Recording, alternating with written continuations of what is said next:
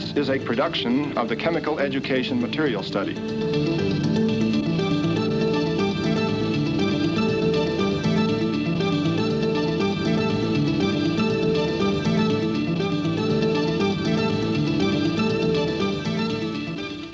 Chemical reactions between gases have so many practical applications that we take them for granted.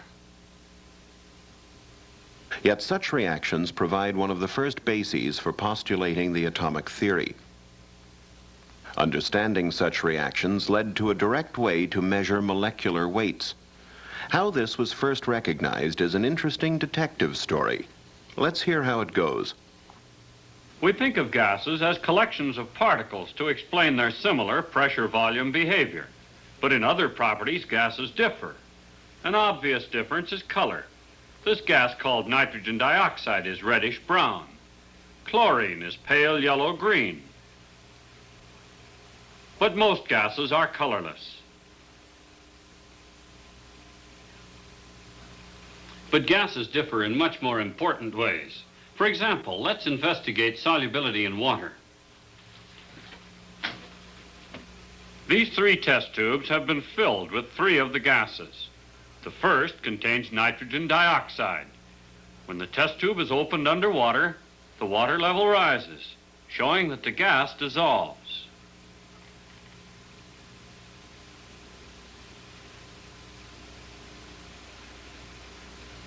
The next test tube contains oxygen.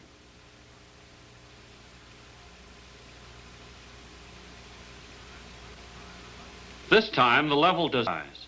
Oxygen has low solubility in water.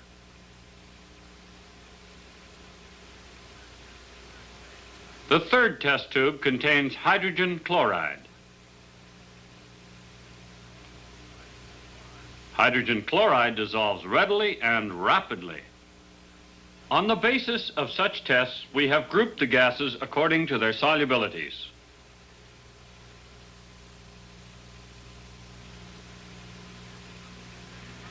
A test commonly used to identify oxygen is the ignition of a glowing splint.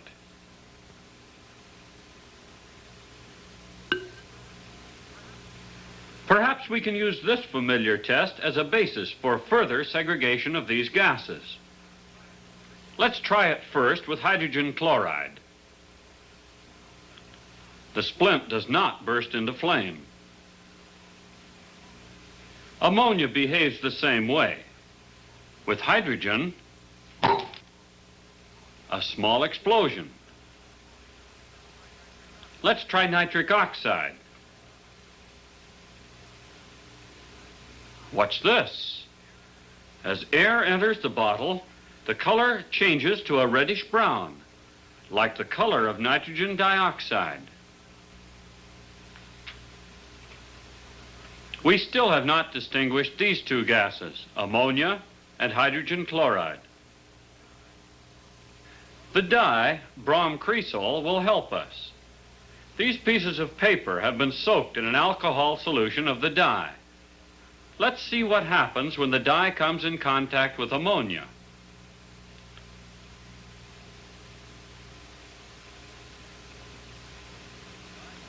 The dye color changes dramatically.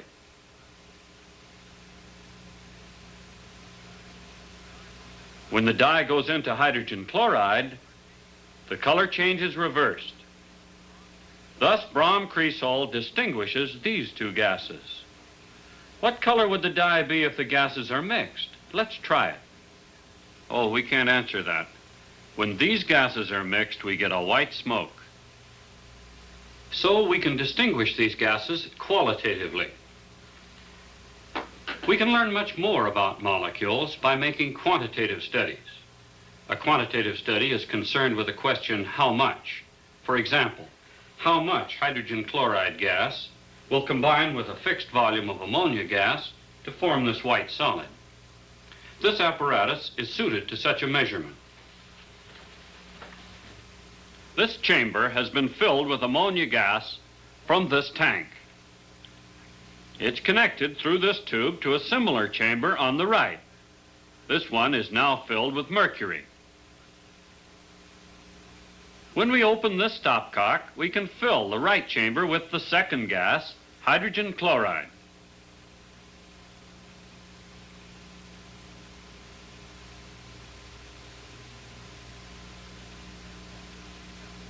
We have more than we need. This leveling bulb controls the pressure in the right-hand chamber. A similar bulb controls the pressure in the left-hand chamber.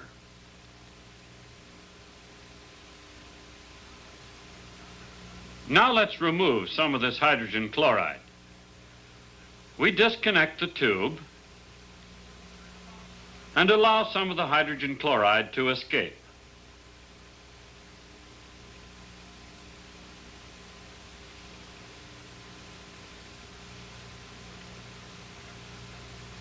With the pressure adjusted to 1 atmosphere, the reading is 0. Now, let's raise the pressure in the right chamber by lifting this leveling bulb. This will force some of the hydrogen chloride into the left chamber when this stopcock is opened.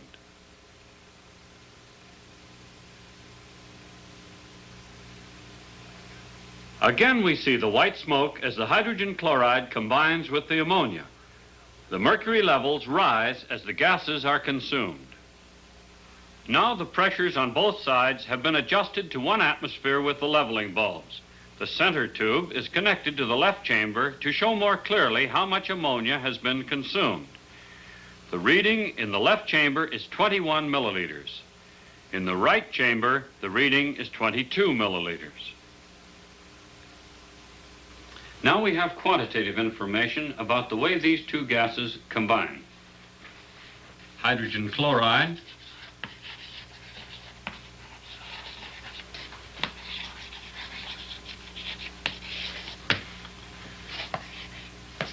(22 milliliters plus or minus 1), and ammonia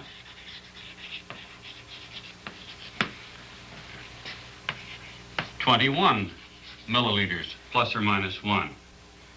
The ratio of these two volumes is 1.05, and the figure is not significant. Now let's repeat that measurement.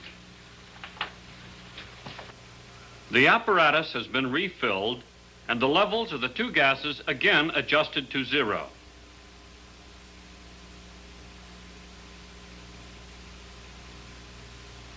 This time, let's wait until all of the ammonia is consumed.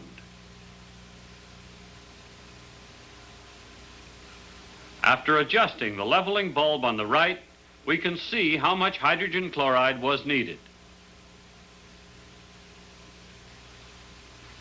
This time, 30 milliliters of hydrogen chloride combined with 30 milliliters of ammonia.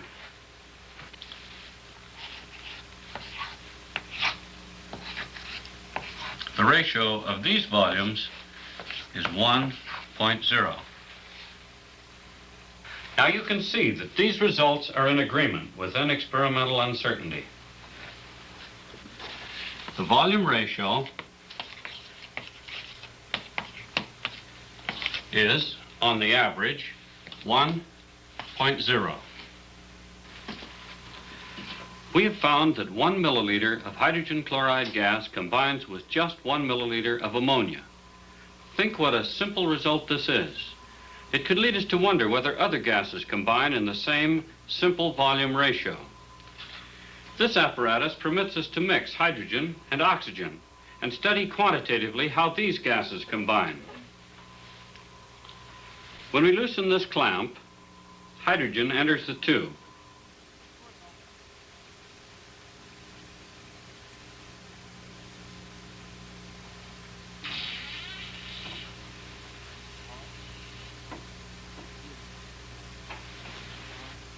The scale reading is 10.1.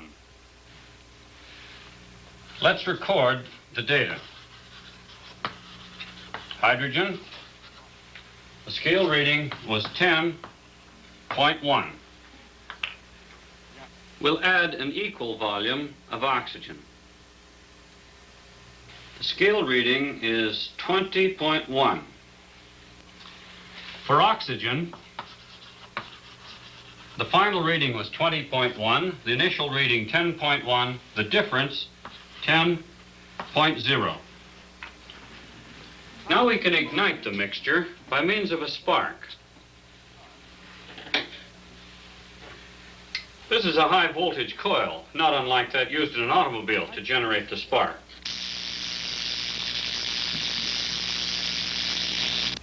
By this wire at the top, we can spark the mixture. The scale reading is 4.9. After that spectacular reaction, some gas remains. Water from the beaker has risen in the tube, taking the place of gases consumed during the explosion. The gas that remains could be hydrogen, oxygen, or some other gas. Perhaps a splint test will give us a clue. You recall that hydrogen caused a small explosion, whereas oxygen caused the splint to burst into flame. Ah, the gas behaves like oxygen.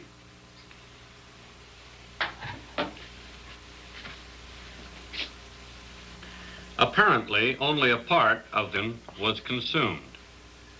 The volume ratio can now be calculated. Presumably, all of the hydrogen was used. Whereas the difference between 10.0 and 4.9, 5.1, tells how much oxygen was used up.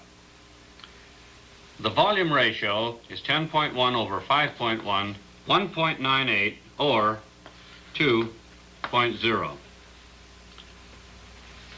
Let's add this number to our summary.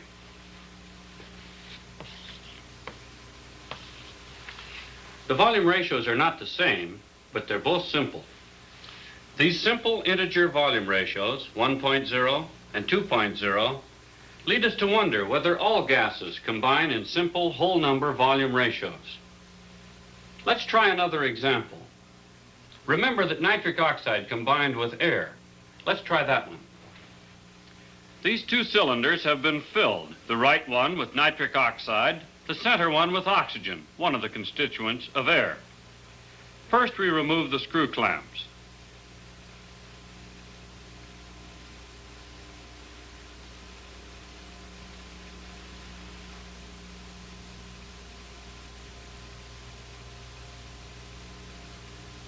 Blowing into this tube causes water to enter the oxygen chamber.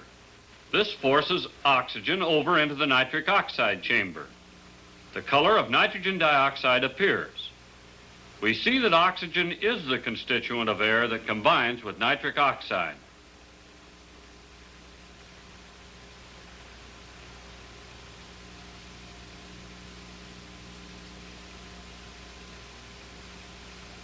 The water continues to enter the oxygen cylinder as long as oxygen remains.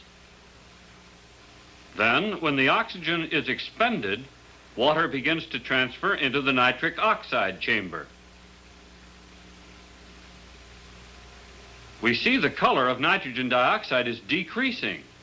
Remember, nitrogen dioxide dissolves in water. As the nitrogen dioxide color disappears, the water transfer ceases. Now the color is gone, and we see that the water level is slightly above the halfway mark. When we open the cylinder to the atmosphere, no color forms. That indicates that no nitric oxide remains.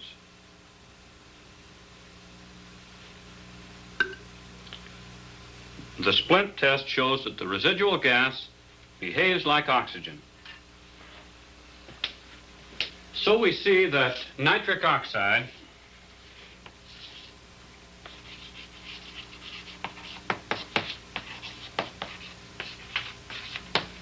combines with oxygen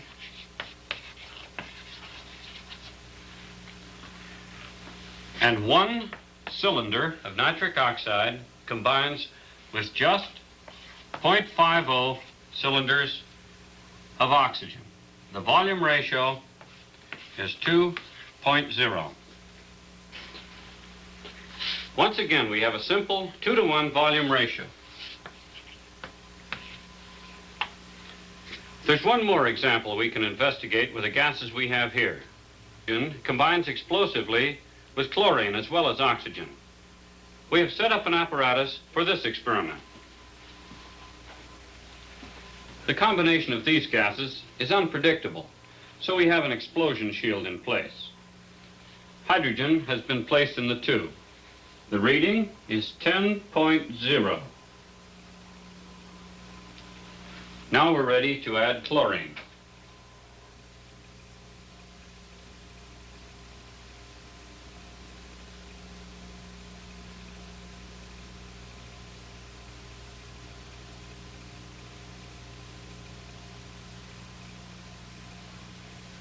We can spark the mixture as we did earlier.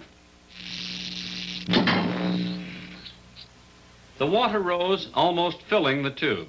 The combination of hydrogen and chlorine gives a substance that dissolves in water. This is one of the tests that show that hydrogen chloride is produced. But our interest lies in the volume ratio. We mixed equal volumes of hydrogen and chlorine. There was no excess of either. The volume ratio is 1.0.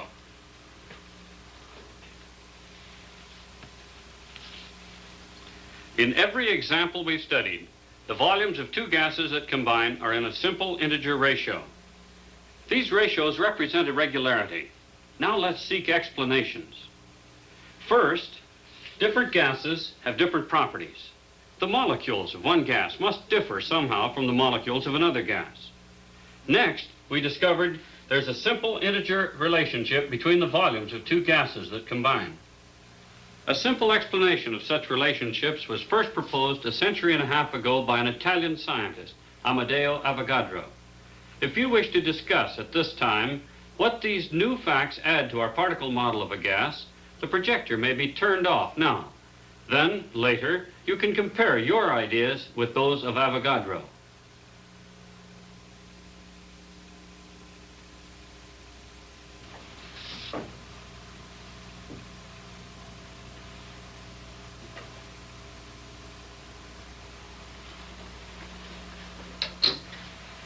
How should we modify our particle model of a gas to explain these simple volume ratios?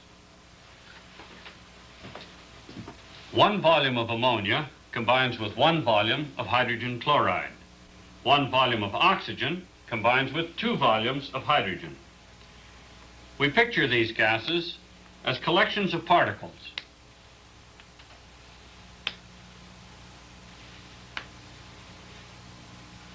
Chemists call these particles molecules. Hydrogen chloride consists of particles or molecules as well. But these molecules differ somehow from those of ammonia.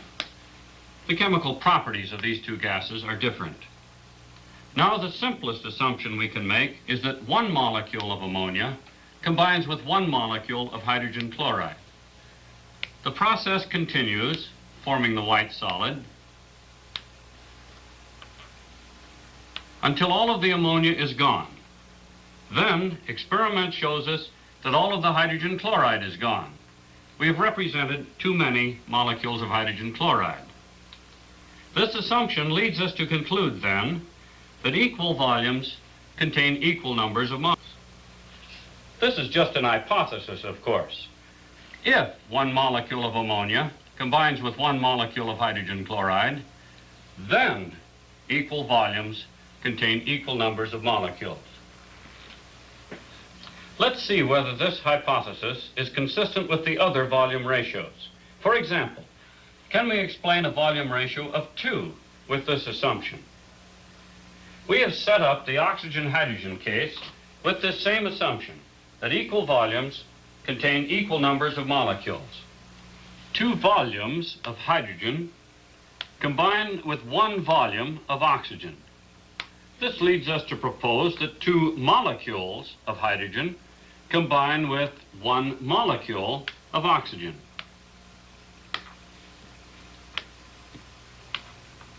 The result is in agreement with experiment. 1 volume of oxygen combines with 2 volumes of hydrogen. our hypothesis is still useful. This is the explanation that was proposed so long ago by Amadeo Avogadro. Equal volumes of two gases at the same temperature and pressure contain equal numbers of molecules. This hypothesis has stood the test of time. Still today, chemists make frequent use of Avogadro's hypothesis. Equal volumes of two gases at the same temperature and pressure contain equal numbers of molecules. Avogadro first made this proposal in 1811. Today, this hypothesis furnishes a cornerstone of our understanding of the reactions of gases. One wonders if Avogadro realized how far his ideas would go.